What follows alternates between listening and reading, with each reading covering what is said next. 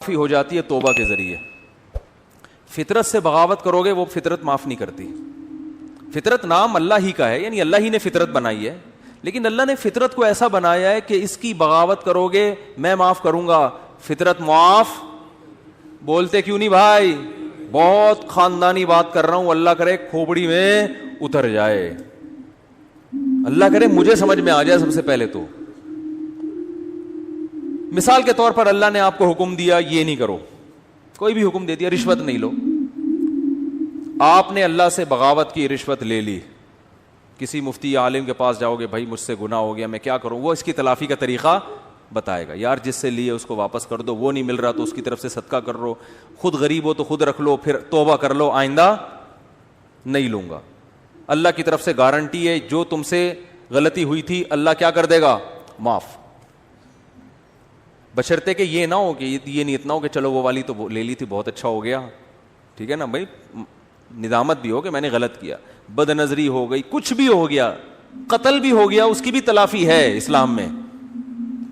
جان جان کر یہ سوچ کے قتل کرنا کہ میں توبہ کر لوں گا یہ تو ٹھیک نہیں ہے. ایک مثال ہے, کسی سے ہو گیا بھی توبہ کا دروازہ کھلا ہے, اس کا بھی حل ہے. لیکن فطرت سے جب بغاوت کرتا ہے نا انسان, یہ دینداروں کی بات کر رہا ہوں, ایک بڑا معاشرے میں فالٹ آ گیا ہے, وہ فطرت سے بغاوت پہ اتر آتے ہیں. فطرت اور نیچر سے جب لڑو گے نا تو اللہ نے نیچر کو ایسا بنایا ہے کہ نیچر معاف بولتے کیوں نہیں بھائی, نہیں کرتی, وہ نہیں معاف کرتی. مثال کے طور پر آپ نے حرام کھا لیا. کیا کھا لیا آپ نے؟ چوری, کسی کے مرغی رکھی ہوئی تھی یا مرغی گھوم رہی تھی, چوری کر کے بسم اللہ اللہ اوپر پڑھ کے ذبح کیا, آپ نے کھا لی. حرام کھا لیا نا آپ نے. مرغی کھانا کیا ہے؟ حرام ہے نا. چوری کی مرغی ویسے تو حلال ہے, حرام کھا لیا, اس کی تلافی ہو جائے گی, ٹھیک ہے نا. اللہ نہ کرے خنزیر کھا لیا کسی نے, اس کی تلافی ہو جائے گی. بھائی توبہ استغفار کرو, اب کھا لیا تو آئندہ نہ کھاؤ, گڑ گڑاؤ, جتنا بڑا گناہ ہوگا اتنا زیادہ گڑ گڑاؤ. لیکن آپ نے زہر پی لیا. یہ جو زہر آپ نے پیا ہے نا, اور پیا بھی جان کے نہیں ہے, آپ سمجھے کہ اس بوتل میں زمزم رکھا ہوا ہے, حالانکہ کیا رکھا ہوا تھا؟ زہر. پہلا گناہ جان کر کیا, توبہ سے تلافی ہوگی. دوسرا گناہ بھی نہیں ہے, کیا بھی بھولے سے, غلطی سے, لیکن وہ زہر ہے, اس کی تلافی نہیں ہوگی, کیونکہ اللہ کی نافرمانی نہیں ہے. یہ کس کی بغاوت ہو رہی ہے؟ فطرت کی. فطرت تو یہ بھی نہیں دیکھتی کہ تو جان کے غلط کر رہا ہے یا غلطی سے غلط کر رہا ہے. اب جب زہر آنتوں میں اترے گا, جتنی مرضی توبہ کر لو, اے اللہ آئندہ میں جب بھی بوتل کا ڈھکن کھولوں گا 100 دفعہ سونگوں گا, پہلے کسی کو ٹیسٹ کراؤں گا, اس کے بعد میں پیوں گا, اس دفعہ معاف کر دے, میری آنتیں نہ گلیں, اس دفعہ معاف کر دے, آئندہ نہیں کروں گا. لاکھوں میں کروڑوں میں کوئی ایک معجزہ ہو جائے تو ایک الگ بات ہے, لیکن اللہ کا قانون یہ ہے کہ بھائی معاف تو میں نے کر دیا, تو نے بے احتیاطی کی, لیکن جو زہر ہے نا وہ معاف نہیں کرے گا, وہ تیری آنتوں کو گلائے گا اور تو مرے گا. نہیں آ رہی میرا خیال ہے بات سمجھ میں؟ بہت مشکل ہے. دیندار آدمی پتہ ہے کیا کرتا ہے؟ جو فطرت نے اصول, قدرت اللہ نے اصول, فطرت بھی اللہ نے بنا, زہر میں اللہ نے خاصیت رکھی نا کہ آنتوں کو گلائے گا. آگ میں جلانے کی خاصیت کس نے رکھی ہے؟ اللہ نے. آپ کا پاؤں پھسل گیا, لوگ کہہ رہے ہیں یار یہاں احتیاط سے جاؤ, نیچے آگ جل رہی ہے, پاؤں پھسل سکتا ہے. آپ نے کہا بھائی میں بڑا فنٹر ہوں, کچھ نہیں ہوتا یار, میں گیا اور پھسل کے آگ میں گر گئے. یہ گناہ کیا نا آپ نے کہ احتیاط. اب آگ میں جیسے ہی گرے آپ نے اللہ سے معافی مانگی, اللہ مجھے معاف کر دے, میں نے بے احتیاطی کی. بے احتیاطی بھی ایک جرم ہے, اللہ فوراً کیا کر دے گا؟ معاف, کہ بھائی میرا بندہ توبہ کر رہا ہے, معاف. اللہ مجھے معاف کر کے آگ سے نکال لے اب, کیونکہ میں غلطی سے گرا ہوں, تو معاف. اللہ کیا کہے گا؟ ونس اپون اے ٹائم, ایک دفعہ ایسا ہوا تھا, ابراہیم آگ میں گئے تھے, میں نے بچا لیا تھا. بس یہ ابراہیم کے ساتھ ایسا ہوا, اور ہو سکتا ہے 2-4 اور ایسے واقعات ہو گئے ہوں. قانون یہ ہے کہ آپ کا گناہ تو میں نے معاف کر دیا, مگر جس غلطی کی وجہ سے آپ آگ میں سلپ ہوئے ہو, آگ کو میں نے پرمیشن نہیں دی کہ وہ تجھے معاف کر دے. اس کا کام ہے جلانا, وہ جلا کے چھوڑے گی. بات آ رہی ہے سمجھ میں؟ آج ہمارے ہاں بہت سے مسلمان اللہ کی تو نافرمانی کر ہی رہے ہیں, لیکن ساتھ ساتھ فطرت سے بھی لڑ رہے ہیں. دیکھو انگریز کوشش کرتا ہے نیچر سے نہ لڑے. کیا مطلب؟ کامیابی کے جو دنیاوی اسباب ہے نا وہ اختیار کرتا ہے. وہ تبھی کامیابی جو دنیا کے لحاظ سے جس کو وہ کامیابی سمجھتے ہیں وہ کامیاب ہوتے چلے جا رہے ہیں. کیونکہ اللہ کا قانون ہے کہ بھئی کوئی کافر بھی اگر اسباب اختیار کرے گا نا, جس چیز کا جو سبب میں نے رکھا ہے. دیکھو اس کی ایک مثال دیتا ہوں. آپ بے احتیاطی کر رہے ہو, آپ بھی آگ میں گر گئے اور کافر بھی گر گیا بے احتیاطی سے, تو آگ یہ نہیں دیکھے گی کہ یہ چونکہ کلمہ پڑھنے والے اس کو بچا لو, وہ کافر ہے اس کو کیا کر دو, جلا لو. یہ آگ یہ نہیں دیکھے گی. اسی طرح آپ مسلمان تھے, آپ نے بے احتیاطی کی اور کافر نے اس راستے کو اختیار نہیں کیا, تو اب آگ یہ نہیں دیکھے گی کہ وہ کافر ہے تو احتیاط کر رہا ہے پھر بھی جلاؤ اس کو. نا نا نا نا نا, بلکہ آگ اس کو اس تک نہیں پہنچے گی, آگ وہ بچ جائے گا. دنیا کی آگ کی بات کر رہا ہوں. تو دنیا میں اللہ تعالی نے کامیابی اور ناکامی کو کس کے ساتھ جوڑ دیا ہے, اسباب کے ساتھ. جو جس چیز کا سبب ہے نا, وہاں تک پہنچنے کے لیے وہ سبب آپ کو اختیار کرنا پڑے گا. اس سبب کو اختیار کیے بغیر وظیفے, دعائیں اور آشرواد لے لینا, کسی سے جا کے سر پہ ہاتھ پھیر دیں گے حضرت جی تو میری شادی ہو جائے گی, نہیں ہوگی شادی آپ کی. کیونکہ سب سے بڑا مسئلہ آج کل یہی بنا ہوا ہے نا, تو اس لیے مثال ذہن میں آ جاتی ہے. آج ایک صاحب آئے میرے پاس ملنے کے لیے, مفتی صاحب میں 40 سال کا ہو گیا, میری شادی نہیں ہو رہی. میں نے کہا کیوں نہیں ہو رہی؟ کہہ رہے ہیں یار میں پتہ نہیں, میرا مائنڈ ہی اس کے لیے تیار نہیں ہوتا, تو میرے لیے دعا کر دیں کہ میری شادی ہو جائے. میں نے کہا تو کر ہی نہیں رہی, کر ہی نہیں رہا, تو میں یہ دعا کر دیتا ہوں آپ کا مائنڈ بن جائے. تو میں نے کہا بنانے کی کوشش کرو گے تو بنے گا نا. تو بہت بڑا مسئلہ ہمارے ساتھ یہ ہے کہ صحت کے معاملے میں بھی, پڑھائی کے معاملے میں بھی, اور بزنس کے معاملات میں بھی, دین کے معاملات میں بھی. دین میں بھی تو یہ ہے نا کہ جنت کے اسباب اختیار کرو گے تو کہاں جاؤ گے, جنت میں. تو اس میں بھی جنت کے اسباب بھی اختیار کرنے کے لیے تیار بولو نہیں ہے.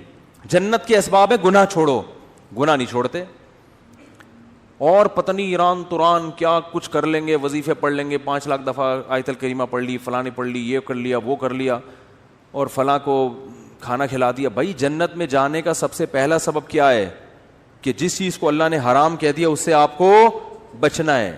گناہ چھوڑنا ضروری ہے. اپنے عقیدے کو توحید کے بغیر جنت میں نہیں جا سکتے. کتنے اچھے بن جاؤ, شرک پر اگر ہے. دیکھو جیسے دنیا کا کے اسباب ہوتے ہیں نا, کہ جب تک محنت نہیں کرو گے, صحت کی کوشش نہیں کرو گے تو صحت بنتی نہیں ہے. یہ تھوڑی کہ اٹرم پٹرم جو مرضی کھاتے رہو اور آپ پھر بھی صحت مند, ایسا نہیں ہوتا. یہ جو لوگ کہتے ہیں نا فلاں سب کچھ کھا جاتا ہے پھر بھی ٹھیک ہے, ایسا نہیں ہے. ایک وقت اس کو بھی بریک لگانی پڑتی ہے, اس کو روکنا پڑتا ہے اپنے آپ کو. اور جو پھر بھی کچھ نہیں ہو رہا ہے اس کا مطلب ایک ہی دفعہ میں ہونے والا ہے, اس کو ایک ہی دفعہ میں پھٹ جائے گا بیٹھا بیٹھا. کیونکہ جو کچھ ہوتا رہے نا تو انسان پھر بھی تھوڑا سا احتیاط سے چلتا ہے. اس کا مطلب ایک ہی دفعہ میں اس کا کچھ ہونے والا ہے, ٹائٹ طریقے سے دھماکے کے ساتھ پھٹے گا. گرنیڈ ایک ہی دفعہ پھٹتا ہے اور کلاشن کوف سے گولیاں مسلسل چلتی رہتی ہیں, ٹھیک ہے نا. گرنیڈ کیا ہوتا ہے, ایک ہی دفعہ پھٹتا ہے, بس وہ دوبارہ چلنے کے قابل نہیں رہتا.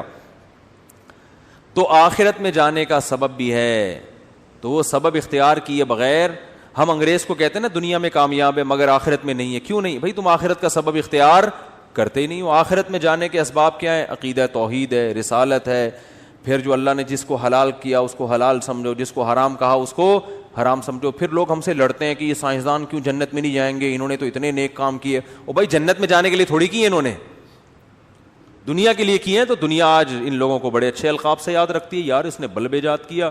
اب بلب کے رشتہ داروں کو گالیاں دینا الگ بات ہے, لیکن بلب بنانے والے کو گالیاں کوئی بھی نہیں دیتا. پاکستانی قوم بلب کے رشتہ داروں کو گالیاں دیتی ہے, لیکن بلب بنانے والے کو الحمدللہ گالیاں نہیں دیتی, اور دینا بھی نہیں چاہیے گالیاں. بھائی اس نے ہم پر احسان کیا, بلب بنایا, تو احسان کا بدلہ اس کو دنیا میں مل گیا. اس نے کون سا صدقہ جاریہ کے لیے آخرت کے لیے بنایا تھا؟ تو جو دنیا میں کر رہے ہیں دنیا کے لیے کر رہے ہیں, آخرت میں کوئی حصہ نہیں. اللہ نے بتا دیا تم نے آخرت کے لیے کیا ہی نہیں ہے, کیونکہ تمہارا تو آخرت پر ایمان ہی نہیں ہے. تو اس لیے بات خوب یاد رکھو, صحت کا مسئلہ ہو, گھر میں بچوں کی تربیت کا مسئلہ ہو, پیسے کمانے کا مسئلہ ہو, صحیح ہے نا, جب تک محنت نہیں کرو گے, قانون اللہ کا یہ ہے کہ کخ بھی ہاتھ میں نہیں آئے گا, کخ بھی نہیں آئے گا. کل رات میں مثالیں اس لیے دیتا ہوں تھوڑی سی عبرت کے لیے. کل ہماری ایک جگہ دعوت تھی, بہت ہی اچھے لوگ تھے, وہ دعوت ٹھکرائی نہیں جا سکتی تھی, کھانا کھایا ہم نے 11 بجے رات, اور وہ انہوں نے اتنا کچھ بنایا ہوا تھا, وہ بھی باقاعدہ آرڈر پہ کھایا ہم نے. ابھی میں کیا بس وہ سن بھی رہے ہوں گے نا بیان. کھایا. اب 11 بجے جب آپ کھاؤ کے سو گئے تو آپ کی صحت ٹھیک ہو سکتی ہے؟ پھر آپ کہو چونکہ میں مفتی صاحب ہوں اور لوگ کہتے ہیں عالم ہے, لوگوں کے خیال میں کوئی نیک آدمی ہے, اصل تو اللہ ہی جانتا ہے کون نیک ہے, کون بزرگ ہے, کون عالم ہے, لیکن لوگوں کا ایک اچھا گمان اگر فرض کر لیں تو چونکہ ہم نے 11 بجے کوفتے کھائے ہیں, کوفتے بنائے ہوئے تھے بڑے خاندانی قسم کے, پھوڑ دیے ہم نے, طبیعت سے پھوڑے. اچھا وہ تو میں ان سے کہہ رہا تھا کہ مولانا طارق جمیل صاحب تو رات کو کھانا کھاتے ہی نہیں ہے نا, رات کو کھانا حضرت مولانا طارق جمیل صاحب نہیں کھاتے, وہ اتنے 2-4 نوالے بس جتنا بھی رکھا وہ نہیں کھاتے, صحت کا خیال کرتے ہیں. تو میں نے کہا یار اتنا تپڑ مجھ میں نہیں ہے, اتنا اچھا کھانا رکھا ہوا ہے اور میں کھاؤں نہیں. تو وہ کہنے لگے, میں نے کہا ہم نے اس کا ایک آلٹرنیٹ تلاش کیا ہوا ہے, کھائیں گے طبیعت سے. تو ہم نے پھوڑا. اب جب پھوڑا ہے تو ظاہر ہے پھر اس پھوڑے ہوئے کو نکالنا بھی تو ہے نا کہیں. تو اس کا حل پھر ہم, میرے ساتھ ایک ہمارے دوست تھے, وہ کافی وزنی ہیں. میں نے کہا بیٹا اب میں تو نہیں سو سکتا ایسے, میں تو نہیں سو سکتا, یہ تو خودکشی ہے. تو میں نے کہا جب تک یہ جتنی کیلوریز جمع ہوئی ہیں نا یہ برن نہیں ہوں گی نا میں نہیں سوؤں گا. انہوں نے کہا کیسے برن کرنا؟ میں نے کہا پیدل نکلو. تو ہم پھر نکل لیے پیدل, ٹھیک ٹھاک واک کی. پھر ہمارے ایک دوست کا جم ہے, یہاں چلا گیا. پھر وہ جو مشین ہوتی ہے نا بھاگنے والی, اس پہ بھاگا. میں نے دیکھا, میں نے اس سے پوچھا یار آدھا کلو کڑھائی میں کتنی کیلوریز, میں نے آدھا کلو کڑھائی نہیں کھائی لیکن اس سے ویسے ہی پوچھا ہے کتنی کیلوریز ہوتی ہیں. اس نے کہا کہ پتہ نہیں 100 ہوتی ہیں. تو میں نے کہا جب تک 100 یہاں وہ مشین میں لکھا ہوا تھا نا, اتنا اس پہ میں چلا ہوں اور تیز واک کی ہے کہ جب وہ آئے نا کہ 100 کیلوریز آپ کی برن ہو گئی ہیں, پھر ہم مشین سے اترے. ہم نے کہا اب ہمارے لیے سونا کیا ہو گیا ہے؟ بولو نا بھائی, حلال. یہ اتنے نیک ہم بھی نہیں ہیں کہ اتنا صحت کا خیال رکھیں. ونس اپون اے ٹائم ایک واقعہ اچھا آ گیا, ہم نے کہا پارسل کر دو. یہ کرنا پڑے گا آپ کے باپ کو بھی, ورنہ توند نکلے گی, ورنہ عجیب سے ہو جاؤ گے. زندگی ایسی بہاریں اور خوشیاں کیا ہو جائیں گی, ختم. وہ کڑھائیاں جو آپ کوفتے جو کھا رہے ہو نا, آہستہ آہستہ جا کے مختلف جگہوں پہ سے نکلنا شروع ہوں گے. کبھی کوفتہ یہاں سے نکلے گا, ڈاکٹر کہیں گے ان کی رسولی نکل آئی. وہ رسولی نہیں ہے, وہ جو کوفتے آپ نے کھائے ہیں ان میں صرف ایک کوفتہ نکلا ہے ابھی تو باقی کیا ہے, باقی ہیں. تو مختلف, ابھی تو تھوڑے دنوں میں آپ خود کوفتہ بن جاؤ گے. اور پھر کیا کرتے, صحت ٹھیک نہیں ہے, گھٹنوں میں درد, یورک ایسڈ بڑھا ہوا ہے, یہ ہوا ہوا ہے. پھر آتے ہیں کہ جی وہ مفتی صاحب کوئی وظیفہ بتا دیں کہ فلانے بزرگ کے پاس چلے جاؤں. پھر وہ فلانے آستانے پہ ایک بڑے اولیاء اللہ بیٹھتے ہیں, آدمی ہے کہ لیکن اولیاء اللہ, اولیاء تو ولی کی جمع ہے بھائی, ولی اللہ ہوتا ہے, اس کو لوگ کیا کہتے ہیں, اولیاء اللہ بیٹھتے ہیں. اولیاء اللہ تو بہت سارے ہول سیل کے حساب سے کہہ رہے ہیں. وہ فلانے آستانے میں ایک اولیاء اللہ بیٹھتے ہیں, وہ ایسا دم کرتے ہیں بھائی, ان کے پاس جاؤ, ایسا تعویذ ہے. ابے تو کھا کیا رہا ہے, تو کمبخت, تو تعویذوں میں نہائے گا بھی نا کک بھی نہیں ہوگا.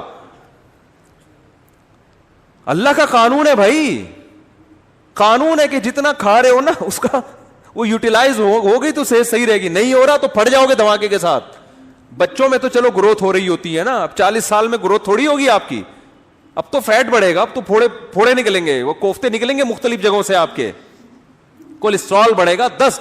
پھر بھی اگر مر جائے آدمی تو پھر اللہ نے مار دیا. اونٹ پہ بیٹھے ہوئے آدمی کو بھی کتا کاٹ لیتا ہے جب انسان کی لکھی ہوئی ہوتی ہے. لیکن پھر اس بیماری پر گناہ نہیں ملتا بلکہ درجات بلند ہوتے ہیں. ہمارے نبی صلی اللہ علیہ وسلم بھی بیمار ہوا کرتے تھے, بخار آیا کرتا تھا, اور آپ فرماتے تھے بخار مومن کے حق میں اللہ کی رحمت. لیکن آپ کو یہ بخار معاذ اللہ بد پرہیزی سے نہیں آتا تھا. سمجھ میں آ رہی ہے بات؟ ایک بیماری اللہ کی طرف سے ہوتی ہے, وہ آپ کی کوتاہیوں کی وجہ سے نہیں ہوتی. وہ بیماری اللہ کی رحمت ہے, اس میں گناہ معاف ہوتے ہیں. آج جو میجورٹی بیمار ہو رہی ہے وہ اللہ کی خوشی سے نہیں ہو رہی, وہ اپنی حرکتوں سے ہو رہی ہے, اور اس میں امیدیں لگا کے بیٹھے میں بہت ثواب ملے گا, میرے گردے فیل ہو گئے ہیں, مجھے بہت زیادہ کیا ملے گا, ثواب ملے گا, میرے گردے فیل ہو گئے. میں نے ایک صاحب کو کہا, میں نے کہا اپنا بی پی چیک کرا لیا کرو, آپ کے مجھے دماغ کی سیٹنگ کیا لگ رہی ہے, آؤٹ لگ رہی ہے. کبھی کبھار نا میں نے کہا چیک کرا لیا کرو, کیونکہ مجھے نہیں لگ رہا کہ آپ کا بی پی نارمل ہے. کہ ابے چیک ویک کرانے سے کچھ نہیں ہوتا. مجھے خود بتا رہے تھے ابے بی پی چیک کرانے سے, جب یہ تو انہی کو ہوتا ہے جو چیک کراتے ہیں, الٹا ہوتا ہی انہی کو ہے جو بار بار کیا کرتے ہیں. میں نے کہا کتنے بلڈ پریشر کے مریض ہیں ہمارے معاشرے میں, یا تو نہ ہوتا نا یہ, پھر خام خامے وہمی بن کے بلا وجہ جا رہے. وہی ہوا ان کے, پتہ نہیں کوئی رکھ پڑ گئی ان کی, بی پی ہائی تھا, پتہ ہی نہیں چلا ان کو.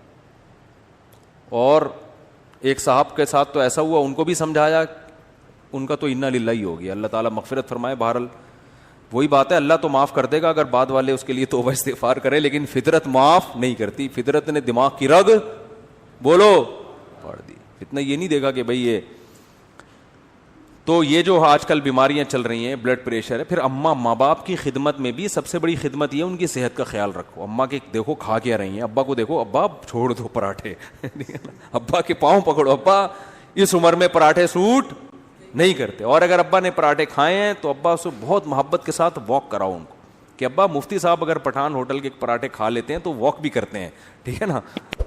آپ نے مفتی صاحب کے بیان سنے کہ انہوں نے ہوٹل کے پراٹھے کھائے ہیں, تو ابا پھر وہ دیکھو, پھر بھی اللہ کی طرف سے سب کچھ ہو سکتا ہے. بڑے بڑے صحت مند ہم نے دیکھے ہیں دھڑام سے نیچے گئے, تو وہ اللہ کی طرف سے ہے نا, وہ تو اللہ سے تو تھوڑی کوئی لڑ سکتا ہے.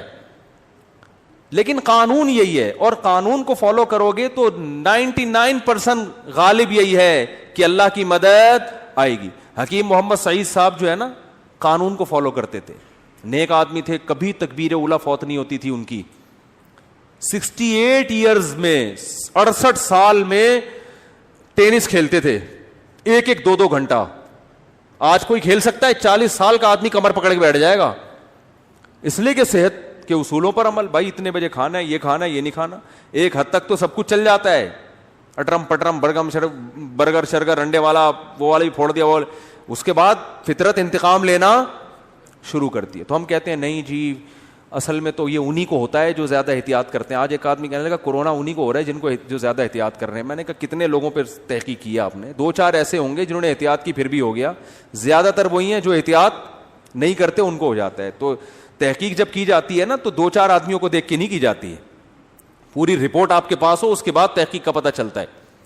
تو میرے بھائی, مسلمان کے ساتھ بہت بڑا مسئلہ یہ ہے کہ وہ کامیابی کے اسباب اختیار نہیں کرتا. صرف ایک صحت کی مثال میں اس لیے دیتا ہوں کہ صحت کا ایشو تو ہر ایک کے ساتھ ہے نا بھائی. ہر آدمی تاجر تھوڑی ہے, بزنس مین تھوڑی ہے. کچھ ملازمت کرتے ہیں, کچھ تاجر میں ہیں, کچھ پڑھائی پڑھ رہے ہیں, کچھ کوئی اور کام کر رہے ہیں. لیکن صحت تو ایک ایسی چیز ہے جس سے ہر ایک کو محبت ہوتی ہے نا. تو اسی صحت کے معاملے میں اپنے حالات دیکھ لو, اسی صحت کے معاملے میں اپنے حالات دیکھ لو کہ جس کو اپنی صحت کی فکر نہیں ہے وہ باقی کام کیا ٹھیک کرے گا. آپ کہہ سکتے ہو ہمیں صحت کی فکر اس لیے نہیں ہے کہ ہمیں کوئی صحت بنانے کا زیادہ شوق ہی نہیں ہے. یہ 100% غلط ہے. اگر یہ بات درست ہوتی تو آپ بیمار ہو کے اتنا پریشان نہ ہوتے. پھر آپ کو شوگر ہو جاتی, آپ خوش ہوتے یار ہمیں کون سا صحت کیا ہو گئی, کوئی مسئلہ نہیں. ابے ایسی ٹینشن میں آتے ہیں یار یہ کیا ہو گیا, کڈنی فیل ہو گیا, تو آپ کہتے کوئی مسئلہ نہیں, کڈنی ہے نا, فیل ہو گیا تو کیا ہوا, دوسرا لگوا لیں گے, ادھار لے لیں گے 70 بھائی سے کچھ دنوں کے لیے. لیکن آپ کتنی ٹینشن میں آتے ہو, اس کا مطلب آپ صحت پہ کمپرومائز کرنے کے لیے تیار نہیں تھے. آپ سستی, کاہلی اور معذرت کے ساتھ, بہت ہی معذرت کے ساتھ, پوستی پن کی وجہ سے ایسا ہو رہا ہے آپ کے ساتھ. پوستی پن سمجھتے ہیں؟ پوستی نہیں پتا, اتنا مشہور گالی ہے یار, کہتے ہیں پوستیوں کی طرح پڑا رہتا ہے, کہتے نہیں ہے. تو وہ یہ پوستی پنا ہے کہ پرواہ ہی نہیں ہے, نہ کھانے کا ہوش, کھائے جا رہے ہیں تو نان اسٹاپ کھائے جا رہے ہیں. ایک بندہ آیا, میں ڈاکٹر کے پاس بیٹھا ہوا تھا, اتنا گول موٹا ماشاءاللہ. ڈاکٹر کے پاس آیا, کہہ رہا ڈاکٹر صاحب میرا پیٹ بھی بڑھ گیا, وزن بھی بڑھ گیا ہے, میں چاہتا ہوں یہ وزن کم ہو جائے, لیکن اللہ کا واسطہ مجھے واکنگ کا مشورہ نہ دینا. میں اسے جاگنگ کا کہنے والا تھا, وہ کہہ رہا تھا کہ اللہ کا واسطہ مجھ سے چلا نہیں جاتا, کوئی دوائیں کھلا دو میں ہلکا ہو جاؤں. ڈاکٹر نے اس کو بولا بھائی ایسا ممکن نہیں کہ لیٹے لیٹے سرنج سے جو ہے نا تمہاری چربی نکال کے تمہیں کم کر دیں. فٹ بال میں سے تو ہوا ایسے نکالی جا سکتی ہے, بندے میں سے ہوا نکالنا میرے بھائی آسان نہیں ہے. بندے کو اپنی ہوا خود ہی نکالنی پڑے گی, چلے بغیر یہ ممکن نہیں ہے. تو دیکھو ہارڈ ورکنگ, محنت, دماغی محنت بھی, جسمانی محنت بھی, جب تک اس سستی کو اپنے آپ سے دور نہیں کرو گے نہ اللہ کے ہاں کوئی مقام حاصل کر سکتے ہو اور نہ دنیا کے ہاں کوئی مقام حاصل کر سکتے ہو. اور اس میں یہ امیدیں, بے دین آدمی تو کہتا ہے چلو کہیں بھی مقام نہیں مل رہا کیا کریں, دیندار آدمی اس پہ دین کا لیبل لگا دیتا ہے. یہ ہے اصل چیز خطرناک جو میں بیان کرنا چاہتا ہوں. اگر کوئی اسباب اختیار کرتا ہے نا کامیابی کے, اس کو بے وقوف سمجھتے ہیں لوگ. علماء کے ساتھ دیکھ لو نا, علماء کے ساتھ گارڈ ہوتے ہیں, زیادہ تر علماء کے ساتھ جو مشہور ہیں نہیں ہوتے, ہوتے ہیں بولو نا. اور یاد رکھو یہ ذمہ داری جو خود عالم ہوتا ہے نا وہ اس سے بے پرواہ ہوتا ہے, وہ تو شہادت کی تمنا میں ہوتے ہیں. یہ ان کے ماتحتوں کا, مریدوں کا کام ہوتا ہے ان کو اس کی طرف توجہ دلانا کہ حضرت آپ کو ایسے چھوڑیں گے نہیں, گارڈ کے بغیر نہیں چھوڑیں گے ہم آپ کو. لیکن مسجدوں میں الٹا ہو رہا ہے, مرید الٹا کر رہے ہوتے ہیں. اگر ان کے پیر صاحب گارڈ اپنے خرچے میں بھی رکھ لینا تو مریدوں کو اعتراض ہو رہا تھا, یار پیر صاحب کو اللہ پہ توکل, بولو بھائی پیر صاحب کو تو اللہ پہ توکل ہی نہیں ہے. مفتی نظام الدین شہید ہو گئے, وہ تو گارڈ کی موجودگی میں شہید ہوئے. اس کا مطلب ہے کہ گارڈ ان کے ساتھ تھے مگر جتنی سیکیورٹی ہونی چاہیے تھی اتنی. دیکھو باطل لوگوں میں قتل بہت کم ہوتے ہیں لوگ, اہل باطل کے یہاں, اس لیے کہ وہ اللہ پہ توکل تو ہے ہی نہیں نا ان کے یہاں تو سب کچھ اسباب. آپ کو پتا ہے یہ جو ڈونلڈ ٹرمپ کی سیکیورٹی, کبھی یوٹیوب پہ سرچ کریں آپ حیران ہو جائیں گے.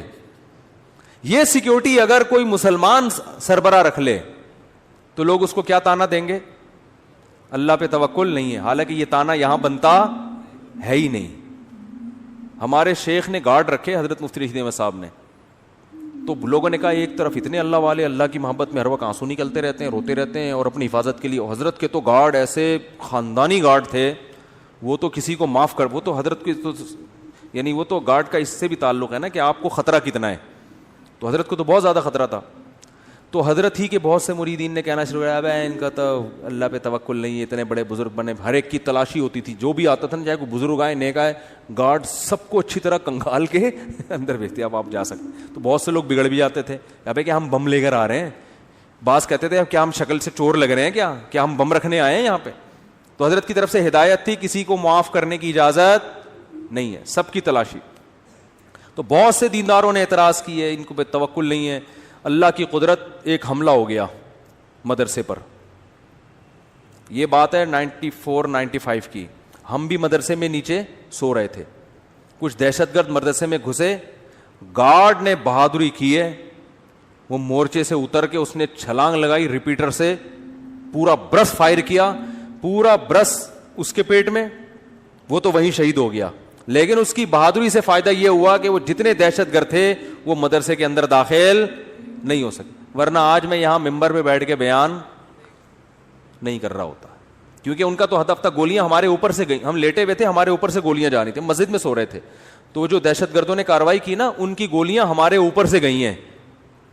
تو جب ہم اٹھے ہیں تو وہ بھاگ چکے تھے, کیونکہ اس نے گارڈ نے ایسی بہادری دکھائی کہ وہ جان پہ کھیل گیا, خود تو شہید ہو گیا اور لیکن اس نے ان سب کو بھگا دیا.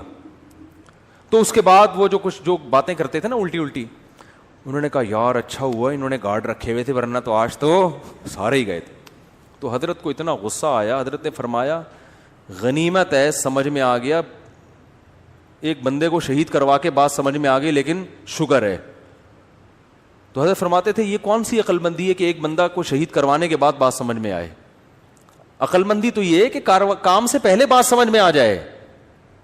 پھر حضرت نے فرمایا, حضرت مولانا یوسف دھیانوی شہید رحمۃ اللہ علیہ, اتنے بڑے بزرگ, اتنے بڑے عالم, ان کی محنتیں ہوتی ہیں, پوری جوانی علم حاصل کیا ہوتا ہے, اتنی یہ ایسی شخصیتیں غیروں کے پاس ہوتی نا تو آپ دیکھو وہ کتنی قدر کرتے ہیں ان کی. گورا اپنے سائنسدانوں کی کتنی قدر کرتا ہے. گورے کو پتا ہو کہ یہ ہمارا قیمتی سرمایہ ہے. اچھا مجھے ایک بات بتاؤ, آرمی کا کوئی بہت بڑا آفیسر ایسے ہی سول ڈریس میں ایسے ہی گھوم رہا ہو اور کوئی گارڈ وارڈ نہ ہو, آرمی چھوڑے گی اس کو؟ آرمی بولے گی بھائی تم پہ خرچہ ہوا ہے, تم اگر شہید ہو گئے نا تم تو جنت میں جاؤ گے, ہماری ایسی کی تیسی ہو جائے گی, ہم نے ٹریننگ کی ہے, لاکھوں روپے خرچ کیے ہیں.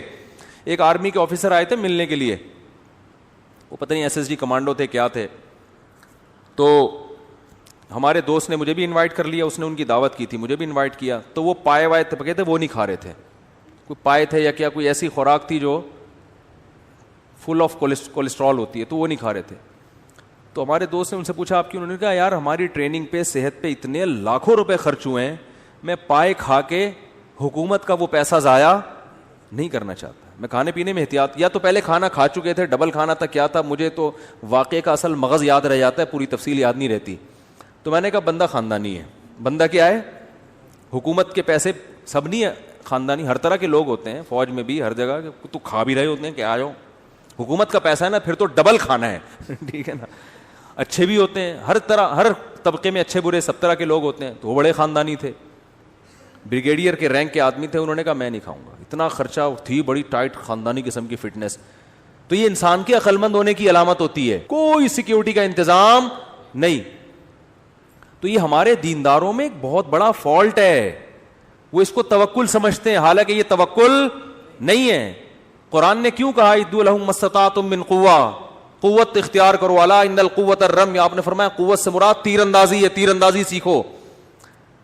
تو خلافت عثمانیہ جو قائم ہوئی ہے, محمد بن فاتح نے دنیا کی سب سے بڑی توپ بنوائی اپنے سائنسدانوں سے, اس کے بعد اس قلعے پہ حملہ کیا ہے. اس کو پتا تھا یہ غلیلوں سے فتح ہونے والا نہیں ہے, نہیں ٹوٹیں گی. بہت دنیا کی سب سے بڑی توپ اس وقت کی بنائی تھی اس نے کہا اس کے بعد حملہ ہوگا تو ہٹو بچوں ہوگا کام. تو یہ اسباب کے ساتھ اللہ نے دنیا کو جوڑ دیا ہے. ہاں مسلمان اسباب اختیار کرتا ہے, نظر اسباب پہ نہیں رکھتا. اسے وہ بہاری بھائی کا مقولہ ہر وقت یاد رہتا ہے کہ اگر انسان کی شامت آتی ہے تو اونٹ پہ بیٹھے ہوئے آدمی کو بھی کتا کاٹ لیتا. ہمارے ایک دوست بہاری تھے, باتیں بڑی کرتے تھے, تو وہ کہتے تھے کہ دیکھو جب انسان کی شامت آتی ہے تو اونٹ پہ بیٹھے ہوئے آدمی کو بھی کتا, حالانکہ کتے کے لیے وہاں جانا آسان کام نہیں ہے, کنوینس کا مسئلہ ہے بھائی, اس کو تو پوری رینٹ پہ گاڑی لینی پڑے گی. تو جب موت آتی ہے تو کتا کاٹ لیتا ہے. تو جب آنی ہوتی ہے میرے بھائی تو پھر تو 20 گارڈ بھی ہوں, گارڈ ہی دشمن بن کے مار دیتا ہے. جب آنی ہوتی ہے تو آپ صحت کا جتنا مرضی خیال کرو, ایک چھوٹا سا وائرس آپ کی ناک میں داخل ہو کر آپ کی ایسی کی تیسی کر دیتا ہے. ایک کینسر کے اسپیشلسٹ تھے, انہوں نے بتایا کہ بعض دفعہ ایک ایسے آدمی کو کینسر ہوتا ہے جس کے کینسر ہونے کا دور دور کا امکان نہیں ہوتا. میڈیکل سائنس حیران ہوتی ہے اس آدمی کو کینسر ہو کیسے گیا. تو اللہ سے تو نہیں لڑ سکتے, لیکن عام طور پہ ایسا ہوتا نہیں ہے. عام طور پر قانون یہی ہے کہ جو حفاظت کرے گا اس کی حفاظت ہوگی, جو صحت کا خیال کرے گا اس کی صحت ٹھیک رہے گی, جو پیسہ کمانے کے لیے محنت کرے گا اللہ اس کو پیسہ دے گا, جو پڑھائی پہ محنت کرے گا آگے نکلے گا. ایسے ایسے پاکستانی یا یو ایس اے یو کے میں جنہوں نے, یہاں بلوچ ایک لڑکا بھی, اس کی معلومات مجھے ہوئی, میں انشاءاللہ پوری ڈیٹیل لے کے آپ کو اس کے بارے میں انشاءاللہ بتاؤں گا, کہ بلوچستان میں پیدا ہوا, اردو بھی نہیں آتی تھی. اس نے ایک عزم بنایا کہ یار میں نے یہاں تک پہنچنا ہے, اور آج امریکہ میں بیٹھا ہوا ہے. وہ امریکن گورنمنٹ اس کو بڑا پروٹوکول دے رہی ہے, اتنی ترقی کی اس نے. تو بیٹھے بیٹھے مکھنچوؤں کی طرح یہ والا وظیفہ پڑھ لو, وہ والا وظیفہ پڑھ لو, فلاں کی سر پہ ہاتھ رکھوا لو, استخارہ نکالو. استخارہ سب سے آخری حل مسلمان کے پاس کیا ہے؟ استخارہ نکالو. اگر استخارے میں یہ نکلا ہے تو اس کا مطلب تم اب A1 گریڈ سے پاس ہو جاؤ. استخارے میں یہ نکل آیا, گئے کام سے. خواب میں نیلا آ گیا, یہ ہو گیا, پیلا آ گیا, یہ ہو گیا, گلابی آ گیا, یہ ہو گیا. خوابوں کی دنیا سے ٹھیک ہے, خواب بھی نبوت کا ایک حصہ ہے, تو پہلے اپنی ذمہ داری پوری کر لو, پھر اچھا خواب آ جائے تو چلو اللہ کی طرف سے بھی تسلی مل رہی ہے. وہ ایک خاتون کا واقعہ میں سناتا ہوں نا, مجھے کہنے لگی میرے بھائی کا انتقال ہو گیا, مجھے خواب آیا کہ وہ اچھی حالت میں ہے. میں نے کہا چلے اللہ سے امید کی جا سکتی ہے. کہنے لگی بہت نیک تھا, اتنا نیک مفتی صاحب کیا بتاؤں. اچھا, میں نے کہا ماشاء اللہ. میں نے کہا نماز پڑھتے ہیں؟ نہیں, نماز تو کبھی نہیں پڑھی بیچارے نے. میں نے کہا پھر تو واقعی بہت نیک تھا. اور میں نے کہا یہ خواب پہ پھر بھروسہ نہ کریں, یہ اپنا تخیل بھی ہو سکتا ہے. بعض دفعہ آپ کے ذہن میں ایک شخص نیک ہوتا ہے تو وہ خوابوں میں اچھا ہی آ رہا ہوتا ہے. جس سے نفرت ہوتی ہے نا, خواب میں وہ چڑیل کی شکل میں آتا ہے. حقیقت ہے, کبھی ساس کو بہو خواب میں اچھی کنڈیشن میں نظر نہیں آئی ہوگی, اور کسی بہو کو آج تک ساس خواب میں سفید کپڑوں میں نظر نہیں آئی ہوگی. آپ تجزیہ کر کے دیکھ لیں, کوئی ایسی مارکیٹ میں بہو نہیں ملے گی جو کہے مجھے میری خواب میں میری ساس آئی اور سفید لباس میں خوشبو کے عطر میں ڈوبی ہوئی. کبھی ہوتا ہے؟ خواب ساس ہمیشہ نندے, ساس جٹھانیاں.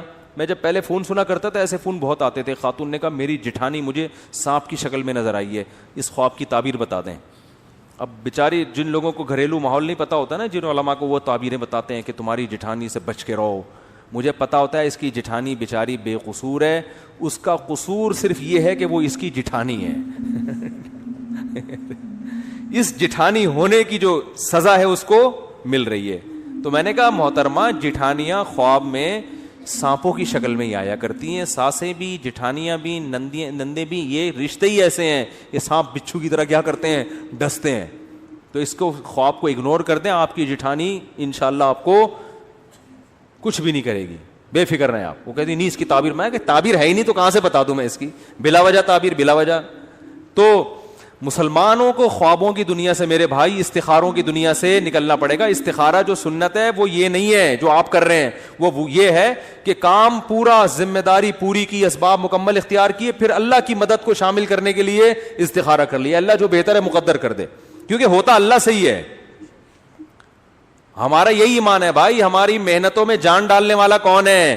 اللہ ہے. اور بچانے پر آئے گا تو آگ میں بھی بچا سکتا ہے، جیسے ابراہیم علیہ السلام کو بچایا اس نے. لیکن اس بیس پر ہم آگ میں چھلانگ لگانے کی ہمت نہیں کر سکتے کہ اللہ نے ابراہیم علیہ السلام کو بچا لیا تھا تو ہم بھی بچا لے گا. یا اس بیس پر ہم بے احتیاطی کریں. اب دیکھو خواتین بے احتیاطی کرتی ہیں، جو گھروں میں مچھروں کے لیے وہ رکھتی ہیں نا، کوائل جلاتی ہیں. میں نے خود ایک گھر میں آگ لگتے ہوئے دیکھی ہے. گھر کا سربراہ منع کرتا تھا کہ یہ کوائل جو ہے نا دور رکھا کرو، آگ. اس نے مجھے خود بتایا واقعہ، کہہ رہے میں اپنے گھر والوں کو منع کرتا تھا کہ بھائی یہ کوائل دور رکھا کرو، اس سے آگ لگ سکتی ہے، سردیوں کا مہینہ ہے، رضائی وہ کہہ رہے ہیں گھر والے ماں وہ بھائی اتنی دور رکھی ہوئی ہے، لحاف وہاں تک نہیں پہنچ سکتا، اس طرح کے. حالانکہ سوتے میں کچھ بھی ہو سکتا ہے، لحاف کھسک کے وہاں تک جا سکتا ہے. رسک کتنا بڑا ہے، اگر چلا گیا تو کیا ہوگا؟ نہیں جی، گھر میں آگ لگ گئی. اس سوتے ہوئے میں بچے نے کہیں لحاف اٹھا کے پھینکا ہوگا، اس کو گرمی لگ رہی ہوگی، کیا ہوگا؟ روئی میں ذرا سی آگ لگی ہے، ہوتے ہوتے ہوتے پورا کمرہ آگ سے بھر گیا. خیر بچ گئے وہ، الحمدللہ مرے نہیں، بھاگ گئے. لیکن یہ نبی صلی اللہ علیہ وسلم نے کیا فرمایا کہ رات کو چراغ گل کر کے سو، چراغ بجھا کے سو. فَإِنَّ الْفُوَيْسِقَةَ تَضْرِمُ النَّارَ عَلَىٰ أَهْلِهَا. کس قدر احتیاط ہے، صحیح حدیث ہے. یہ نہیں فرمایا کہ بھئی وہ چراغ کی وہ بتی جل رہی ہوگی تو تمہارا لحاف کھسک کے وہاں تک جا سکتا ہے، نہ نہ نہ. فرمایا اس بات کا امکان ہے کوئی چوہا نکلے رات کو اور وہ چراغ کو کیا کر دے، گرا دے، اور اس سے آئل پھیل جائے گا نا، اس میں آگ پھیل جائے گی. اس چوہے کا امکان کتنے فیصد ہوتا ہے گھر میں؟ 1% بھی امکان نہیں ہوتا، 0.001% ہوتا ہے. لیکن آپ صلی اللہ علیہ وسلم نے آگ سے بچنے کے لیے حکم دیا کہ رات کو آگ جلنے نہ دو، کیونکہ آپ سو رہے ہو، غفلت میں ہو، کچھ بھی ہو سکتا ہے بتائے بغیر. ارے بھائی کون آئے گا، گھر میں تالا ہے، کون بندہ آ کے آگ لگائے گا؟ فرمایا چوہا تو آ سکتا ہے نا، کسی کھڑکی سے کہیں سے بھی چوہا آیا وہ بجھا دے گا، وہ گرا دے گا آگ کو. کتنے لوگ جنریٹر اسٹارٹ کرتے ہوئے مر چکے ہیں، دیکھا نہیں آپ نے؟ کتنے لوگ گیس کی وجہ سے مر چکے ہیں. کوئٹہ میں کیا ہوتا ہے، چاروں طرف سے کمرہ بند کیا، اب تو دوسرے چولہے آ گئے تو وہ گیس کھلی رہ گئی اور صبح سب کا انا للہ، سارے مرے پڑے ہیں. بھئی آپ کو پتا ہے جب گیس کی لوڈ شیڈنگ ہو سکتی ہے تو عین ممکن ہے رات کو لوڈ شیڈنگ ہو اور چولہے میں گیس آنا بند ہو جائے اور چولہا بند ہو جائے. پھر جیسے ہی گیس آئے گی تو وہ خالی گیس نکلنا شروع ہوگی کہ نہیں ہوگی؟ لیکن یہ تسلی کر کے بیٹھے ہوئے ہیں کہ چونکہ ایک ہفتے سے رات کو گیس گئی نہیں ہے لہذا آج بھی گیس، اور تسلی سے سو جاتے ہیں. تو وہ تو ممکن ہے، پھر تو موت کا امکان ہے. تو نہ زندگی موت سے بچنے کی احتیاطوں پر عمل ہو رہا ہے، نہ صحت کی احتیاطوں پر عمل ہو رہا ہے، نہ پڑھائی میں کوئی دلچسپی لی جا رہی ہے کامیابی کے لیے. مخنچو ترین یعنی جو شخص ہوگا نا وہ دینداری کا لیبل لگا کے گھوم رہا ہوگا. تو صحابہ تو بڑے زبردست تھے بھائی، بڑے زیرک، بہت ہوشیار، بہت ذہین، بہت فتین، چالاکیوں کو سمجھا کرتے تھے اور یہ جانتے تھے کہاں غصہ کرنا ہے، کہاں نرمی سے پیش آنا ہے، کس سے تمیز سے بات کرنی ہے، کس سے ایٹیٹیوڈ تھوڑا سا کیا کرنا ہے، بولو بھائی چینج کرنا ہے، کون منافقت کر رہا ہے اور کون ایسا ہے جس کو فی الحال جو ہے نا اس کی دشمنی کو تھوڑا ملتوی کرنا ہے، ابھی اسے لڑنا نہیں ہے ابھی اس سے. تو بہت ذہانت کے ساتھ، بہت ہوشیاری کے ساتھ صحابہ نے زندگی گزاری ہے. تبھی رسول اللہ صلی اللہ علیہ وسلم نے فرمایا لا یلدغ المؤمن من جوہر مرتین, مومن ایک سوراخ سے دوسری دفعہ ڈسا نہیں جاتا. ایک دفعہ آپ کو کسی نے الو بنا دیا, قیامت تک وہ شخص دوبارہ آپ کو الو نہیں بنا سکتا. لیکن مسلمان کی حالت کیا ہے؟ جس نے ایک دفعہ الو بنایا آپ اس کو سرٹیفکیٹ پکڑا دیتے ہو, آئندہ جب بھی میری آپ سے ملاقات ہوگی آپ نے مجھے الو بنانا ہے. دیکھو سیاستدانوں میں انہی کو بار بار ووٹ دیتے ہیں جو آپ کا دیوالیہ نکال چکے ہیں, لیکن کہتے ہیں یار ایک اور دفعہ ٹرائی کرنے میں, بولو بھائی کیا حرج ہے؟ ہوتا ہے کہ نہیں ہوتا؟ بار بار جو الو بنا رہے ہیں, جس سوراخ سے بار بار ڈسے جا رہے ہیں اسی سوراخ میں دوبارہ گھسیں گے. کتنے علماء شہید ہو گئے نا, گارڈ نہ ہونے کی وجہ سے, یہ سیکیورٹی کا مضبوط نظام نہ ہونے کی وجہ سے. لیکن شہادت کی خبر آتی ہے, اوہو افسوس ہوا, بہت افسوس ہوا, ایک بہت بڑے عالم, ایک چراغ بجھ گیا, تو چلو یار اگلوں کی احتیاط کر لو. نہیں جی موت تو ایک دن آنی ہے, لکھی بھی ہے, اپنے ٹائم پہ آنی ہے, آ گئی چلے گئے دنیا سے. اللہ تعالیٰ مرحوم کی مغفرت فرمائے اور ہم سب کی حفاظت فرمائے. بس اس کے بعد اگلے دن خبر آ جاتی ہے کراچی میں تو کیا ہوا ہے. تو بھائی اب کچھ تو کرو نا. کچھ لوگ ہیں جن کو خیال ہوتا ہے, لیکن میجورٹی کیا ہے؟ بالکل مجذوب. مجذوبیت کی جو انتہا ہے نا, دیوانگی کی انتہا, وہاں تک پہنچے ہوئے ہم. تو بچوں کی نگرانی نہیں ہو رہی. بچے کہاں بیٹھ رہا ہے, آپ کا بیٹا کہاں جا رہا ہے, اسکول میں کیا کر رہا ہے, کون اس کا کلاس فیلو ہے. ایسا تو نہیں بچوں میں بچے کا کوئی کلاس فیلو اس کو موبائل میں فحش فلمیں دکھا رہا ہو, کوئی ہوش نہیں ہے. آپ اسکول میں پوچھو اپنے ٹیچروں سے جا کے, اسکول کے پرنسپل سے جا کے, بھائی موبائل الاؤ ہے؟ اگر الاؤ ہے تو اس کی کیا نگرانی ہوتی ہے؟ کوئی پوچھنے والا نہیں ہے. جب بچہ بگڑتا ہے ماں باپ پریشان ہوتے ہیں, یار ہم تو اتنی دعائیں کر رہے ہیں, راتوں میں اٹھ کے چیخ چیخ کے رو رہے ہیں, اللہ میرے بچے کو نیک بنا دے, بن نہیں رہا, دعائیں تو قبول ہوتی نہیں ہیں. بھائی آپ نے کبھی صبح ناشتے میں یہ کیا کہ آج میں نے رو رو کے دعائیں کری, اللہ میرا کھانا کھائے بغیر ویسے ہی پیٹ بھر دے, پیٹ تو بھر ہی نہیں رہا, دعائیں تو قبول ہی نہیں ہو رہی. اللہ کہے گا کس نے منع کیا ہے؟ روٹی آٹا ڈال, گوند کھا, کس نے پابندی لگائی ہے؟ تیرا پیٹ میں بھروں گا. تو بھائی بچے کی تربیت کا انتظام تو کر لو, پھر دعائیں بھی قبول ہوں گی, دعاؤں کی برکت سے اور پروازوں پر جائے گا انشاءاللہ. کچھ تھوڑی بہت کوتاہی رہ گئی ہوگی, اللہ اس کی تلافی کر دے گا. تو کوئی فکر ہی نہیں ہے اسکول میں کیا کر رہا ہے, کن کے ساتھ اٹھ رہا بیٹھ رہا ہے. ماں سے بچہ بدتمیزی کرتا ہے نا, باپ اس کو تنبیہ نہیں کرتا. بچہ باپ سے بدتمیزی کرتا ہے تو ماں اس کو تنبیہ نہیں کرتی, اس کو نہیں, بلکہ باپ اگر ڈانٹے گا تو ماں رکاوٹ بنے گی, کیوں ڈانٹ رہے ہو اسے. اس کا مطلب آپ اپنے بچوں کو بڑوں کا ادب نہیں سکھا رہے, تو وہ جیسے باپ سے بدتمیزی کرے گا کل ماں سے بھی کرے گا. آج ماں سے بدتمیزی کر رہا ہے, کل باپ سے بھی. چھوٹا بھائی اگر بڑے بھائی سے بدتمیزی کر رہا ہے, اس کا مطلب کل وہ باپ سے بھی بدتمیزی کرے گا. تو آپ تو بدتمیزی سکھا رہے ہو اس کو. تو اس لیے میرے بھائی مسلمان کو اپنی کھوپڑی کیا کرنی ہے؟ بیدار مغزی کے ساتھ. آپ